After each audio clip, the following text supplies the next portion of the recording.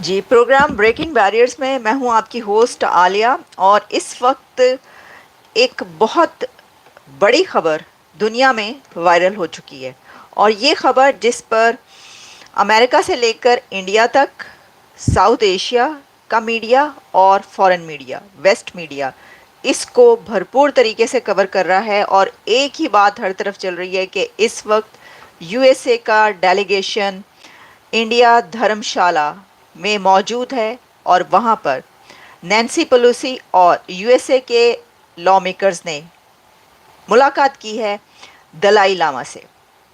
ये एक इतना बड़ा मूव है, एक ऐसी स्ट्रेटेजिक मूव है जिसकी बहुत सी इम्प्लीकेशंस हैं, जिसका बहुत गहरा इम्पैक्ट होगा।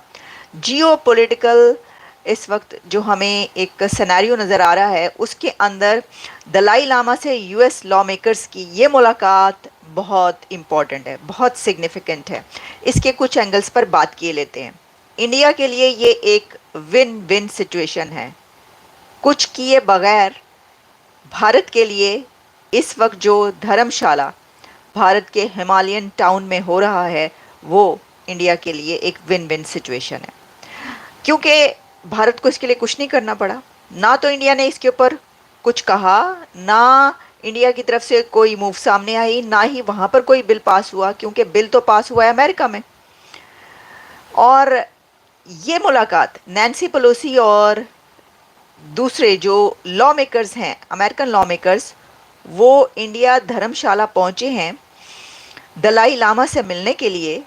और सर जोड़ जोड़ के मुलाकातें हुई हैं नैन्सी पेलोसी के साथ। दलाई लामा साहब ने अपना सर जोड़ा, वो एक तरीक़ाकार है। वहाँ पर तिब्बतन्स जो हैं उनका एक मिलने का, ग्रीट करने का एक तरीका होता है, उसी तरीके से उन्होंने उनसे मिला। लेकिन ये एक बहुत एक्साइटेड मोमेंट था, क्योंकि तिब्बत के तमाम लोग उस डेलीगेशन को रिसीव करने के लिए और वेलकम करने के लिए लाइन बनाकर दोनों तरफ मौजूद थे। उनके हाथों में झंडे थे, उनके हाथों में अमेरिका, तिब्बत एंड इंडिया के फ्लैग्स थे, और वो उन फ्लैग्स को लहरा रहे थे।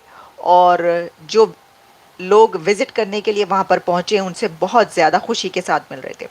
फिर जब नैन्सी पेलोसी, मैकॉल और जितने भी डेलीगेशन के मेंबर्स हैं उन्होंने दलाई लामा से मुलाकात की, तो मैंने आपको बताया कि जनाब सर जोड़ जोड़ के मुलाकातें हुई हैं, ये मीटिंग हुई है।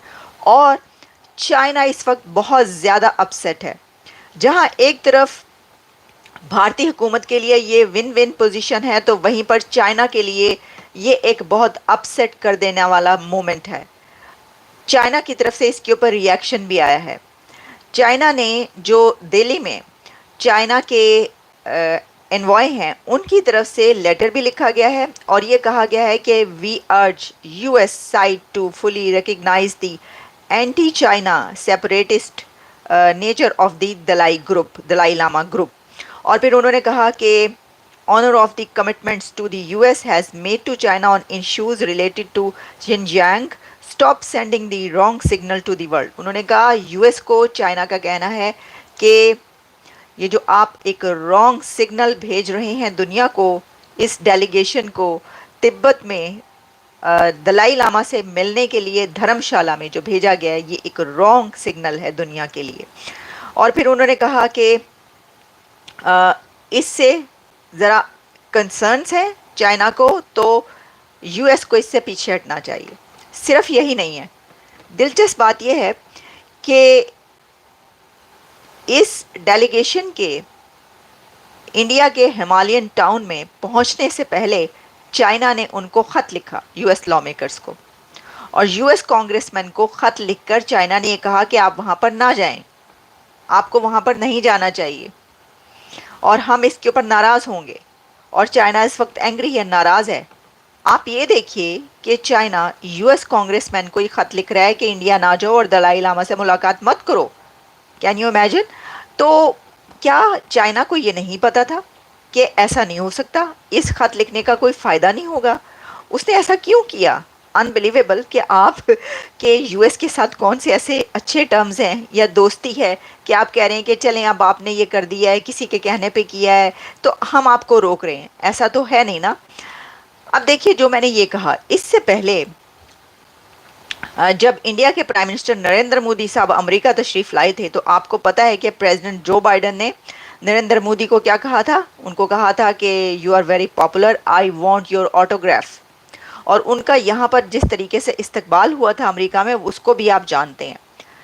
तो उस वक्त, क्योंकि वो तो पिछली हुकूमत थी नरेंद्र मोदी साहब की, अब तो उनका ये थर्ड इनिंग्स शुरू हो चुकी ना, उसी वक्त ये कहा गया था कि आइंदा आने वाले दिनों में आप देखेंगे कि यूएस इंडिया के जो ताल्लुकात हैं और जो रिलेशंस हैं वो बहुत गहरे होने लगे हैं, और कहाँ पर पहुँचेंगे, इनके बीच बहुत एग्रीमेंट्स होंगे, और जो स्ट्रेटेजिक गोल्स हैं वो भी इन कंट्रीज़ के एक हो जाएंगे। तो देखिए, इस वक्त ये जो एक स्ट्रेटेजिक मूव लिया गया है यूएस की तरफ से, इसमें यकीनी तौर पर आप जानते हैं कि भारत के जो हैं वो भी इसके अंदर बहुत स्टेक्स हैं। अब देखें, जो दलाई लामा हैं वो 1959 में उन्होंने रिफ्यूज हासिल किया था एग्ज़ाइल में। वो इंडिया चले गए और इंडिया के इस हिमालयन टाउन धर्मशाला में जाकर उन्होंने रिफ्यूज हासिल किया, दलाई लामा ने। इसकी वजह यह है कि उस वक्त 1958 में इन्वेड किया था चाइना ने तिब्बत को। तो दलाई लामा की सारी ज़िंदगी ऑलमोस्ट वहाँ पर गुजर गई, और इसके अलावा उनके साथ और बहुत सारे तिब्बतन्स ऐसे साथी हैं जो कि धर्मशाला में ही रहते हैं। और जो तिब्बतन्स हैं वो ये कहते हैं कि उनका एक घर तिब्बत है तो दूसरा घर उनका इंडिया है, बल्कि वो इंडिया को पहला घर कहते हैं और तिब्बत को वो दूसरा घर कहते हैं। तो इससे आप अंदाज़ा कर सकते हैं कि जो तिब्बतन्स हैं वो कितना करीब हैं इंडिया के। तो इंडिया को तो ये गेम बहुत ही अच्छे तरीके से करना आती है। गेम नहीं, बल्कि आप इसको ये कहें, वैसे तो स्ट्रेटेजिक गेम है, तो स्ट्रेटेजिक गेम्स को कोई भी कंट्री कर सकता है कि ऐसे साउथ एशिया के और जितने नेबरिंग कंट्रीज़ हैं, हम ये देखते हैं कि वो भारत के हक़ में हैं। भारत के साथ, भारत उनके साथ अपने रिलेशंस बहुत अच्छे बनाना जानता है। अच्छा, सिर्फ उन्हीं के साथ नहीं, बल्कि भारत पूरी दुनिया के साथ जो है वो रिलेशंस अच्छे बनाना जानता है। वेस्ट के साथ अब उसके कितने अच्छे रिलेशंस हो चुके हैं। भारत के रशिया के साथ और यूक्रेन तक के साथ उन्होंने बिगाड़ी नहीं है, उनके साथ भी उनके, और फिर ये कि इज़राइल के साथ, और उसी के आप पैरेलल देखिए कि जो इन कंट्रीज़ के ओपोनेंट्स हैं उन कंट्रीज़ के साथ भी इंडिया के बड़े अच्छे रिलेशंस हैं। अच्छा, अब आप ये देखिए कि क्या क्या वजह है कि चाइना जो है वो इस वक्त इतना अपसेट है और इतना एंग्री नज़र आ रहा है। तो क्योंकि चाइना ये देख रहा है कि यूएस तो है ही चाइना के ख़िलाफ़, लेकिन वो इस तरह की मूव करता रहता है, जैसे कि कुछ अर्सा पहले गलवान में और फिर उसके बाद अरुणाचल का उसने एक स्टेप लिया चाइना ने, और नाम जो है उसने कहा कि 30 प्लेसेस के नाम मैं चेंज कर रहा हूँ। वो एक तरीके से देखे ना, तंग किया ना, ये एक ऐसी मूव ली, अच्छा ठीक है, मैं एक टीस करने वाली बात है कि अब मैं बताता हूँ कि मैं क्या कर सकता हूँ। तो उसको, चाइना को क्या ये नहीं पता कि फिर इंडिया की तरफ से जब जवाब आता है तो वो एक ऐसा होता है कि उस आप तड़प के रह जाते हैं। और इंडिया करता क्या है कि जवाब खुद नहीं देता। मतलब डॉक्टर जयशंकर की जो स्ट्रेटजी है और मोदी हुकूमत की जो पॉलिसीज़ हैं, वो अगर किसी को जवाब देना हो तो खुद ज़रूरी नहीं है कि वो जवाब दें। वो हालात ऐसे बन जाते हैं कि चाइना को लेने के देने पड़ गए। अब हुन कर लो, तुसी जो करना है वेख लो की किता तुसी, ते उसका जवाब पहले तो। अच्छा, ये जो आप ये भी याद रखें कि इस स्टेज पर जो ये बात पहुंची है कि इस वक्त इंडिया धर्मशाला वायरल हो रहा है पूरी दुनिया में, और वहाँ पर दलाई लामा से जो मुलाकात हुई है इंडियन लॉ मेकर्स की, ये ऐसा नहीं है कि बस फौरी तौर पर उठे वो मुँह उठा के वहाँ पे चले गए और उन्होंने मुलाकात कर ली, नहीं। आप ये देखें इससे पहले कितने स्टेप्स हुए हैं। नरेंद्र मोदी साहब आते हैं, थर्ड इनिंग्स उनकी स्टार्ट होती है, उसी दौरान ख़बर ये आती है कि यूएस की तरफ से एक बिल पास किया गया है। बिल उनके डेस्क पे है प्रेसिडेंट बाइडन के, और उस बिल में ये तिब्बत बिल है, तिब्बत एक्ट बिल। और उसके अंदर जो है अब चाइना को जो है ये देखा जाएगा और लॉ मेकर्स वहाँ पर जाएंगे, तिब्बत और उनसे मुलाकात करेंगे और चाइना को इस बात पर मजबूर किया जाएगा कि वहाँ पर जो ह्यूमन राइट्स की वायलेशंस हो रही हैं, एट्रोसिटीज़ हो रही हैं, उसके ऊपर उसको अपने ये स्टेप्स वापस लेना होंगे और तिब्बत के लोगों को उनके हकूक़ देना होंगे। तो इस बिल के साथ ही फिर उसके बाद हम देखते हैं कि G7 मीटिंग होती है। G7 मीटिंग में आप देखिए कितने बड़े बड़े स्टेप्स हमें नज़र आते हैं, जिसके ऊपर हमने आपके सामने प्रोग्राम्स किए हैं। आप पीछे जाके ज़रा ये देख लीजिए मेरी वीडियोस। एक एक मूव पर हर जो बड़ा कदम उठाया गया है, जो इस वक्त जियो पॉलिटिक्स चल रही है, उस पे हमने अपने प्रोग्राम्स किए हैं। ये सब होते होते अब बात यहाँ पर आकर पहुंची है कि अमेरिका का डेलीगेशन वहाँ पर मौजूद है और दलाई लामा से मुलाकात करे। अच्छा, दलाई लामा की जो तकरीर है, इसके अंदर जो स्पीच है, उसमें उन्होंने पीस की बात की है, ऑटोनॉमी की बात की है, उन्होंने कहा है कि वो हकूक़ चाहते हैं, एक इंडिपेंडेंट तिब्बत की बात की है, ये सब बातें की हैं। लेकिन अगर आप इसकी हिस्ट्री में जाएं तो आपको पता ही चलेगा कि असल में तिब्बत जो है उसका ताल्लुक़ किससे है, चाइना से है या इंडिया से है। आप हिस्ट्री में जाकर देखिए तो आपको पता चलता है कि कल्चरल वैल्यूज़ के साथ साथ जो जियोग्राफिकल जो है फैक्ट्स हैं वो कहाँ पर हैं, किससे मिलते हैं, क्या है। तो चाइना की जो इन्वेजन पॉलिसी कही जाती है और यूएस ये कहता है कि चाइना इन्वेड करने में जो है वो दुनिया में मुख्तलिफ़ जगहों पर, जैसा कि मैंने आपको पहले बताया था कि तकरीबन 14 कंट्रीज़ ऐसे हैं जिससे बॉर्डर मिलता है चाइना का। शायद मेरा ख्याल है कि ये सबसे बड़ा ऐसा कंट्री है कि जिसका सबसे ज़्यादा नेबर्स यानी बॉर्डर्स से रिलेटेड सबसे ज़्यादा नेबर्स हैं। 14 कंट्रीज़ हैं मेरा ख्याल है। और चाइना के दर्जनों डजन्स ऑफ कंट्रीज़ ऐसे हैं जिसके चाइना के साथ इन्वेड करने के जो अज़ाइम है चाइना के, उसकी वजह से ताल्लुकात ख़राब हैं। और पूरी दुनिया में ऐसी बहुत सारे सिटीज़ और प्लेसेस हैं कि जहाँ पर चाइना ये कहता है कि यहाँ पर मेरा हक है और ये इसके ऊपर जो है मैं करूँगा, जैसे कि ताइवान का मामला। तो ताइवान का जवाब देने के लिए यूएसए ने, आप देखिए कि स्ट्रेटजी क्या है। यही वजह है कि हम कहते हैं कि अब इस वक्त दुनिया में जो कुछ हो रहा है और चल रहा है वो सिर्फ और सिर्फ जियो पॉलिटिक्स है। आप कुछ भी हासिल करना चाहते हैं तो आप जियो पॉलिटिक्स से हासिल कर सकते हैं। आपको सिर्फ जो है वो खेलना आना आता हो और आपको ताल्लुकात बनाने भी आते हों और आपको आगे बढ़ना भी आता हो। अब देखिए, अगर हम इसके ऊपर इसका एक और जो है वो एंगल है और वो है कि पाकिस्तान। अब पाकिस्तान और चाइना के ताल्लुकात आप जानते हैं कैसे हैं। अच्छा, ये एक कमेंट जो है, next is deep sea transshipment port in Nicobar. अच्छा, ओके जी, ठीक है, देखते हैं इसके ऊपर भी। तिब्बत में सबसे पहले आर्यन लोग जाति आए थे, सबसे पहले आर्यन तिब्बत में ही जन्म लिया था, आर्यन तिब्बत का ही है। ये जो बात इन्होंने की है ना, बाई चांस मेरे सामने ये कमेंट भी आ गया जो मैंने आपसे अभी बात की थी कि जब आप हिस्ट्री में जाकर पढ़ेंगे तो आपको अंदाज़ा ये होगा, आपको पता ही चलेगा कि जो तिब्बत के रहने वाले हैं वो कहाँ से हैं और वहाँ पर कहाँ से लोग आए थे। क्या उनका ताल्लुक चाइना से है या उनका ताल्लुक अपनी पीढ़ियों और जनरेशन्स में जाकर इंडिया से बनता है, या उनका ताल्लुक तिब्बत से है या कहीं और से, कहाँ से, आपको ये पता चल जाएगा। फिर ये कह रहे हैं जनाब Sekhar B, hi Alia, you cover relevant current happenings in India in a more timely manner than Indian outlets, which are busy with cross news and cricket rather than substantive news. Congratulations. Okay, thank you, madam. Haris Rauf incident का एक video. अच्छा, हारिस रऊफ़ जो है ना, वो मुझे पता है कि वो क्या हुआ है, उसके ऊपर हम बात करेंगे।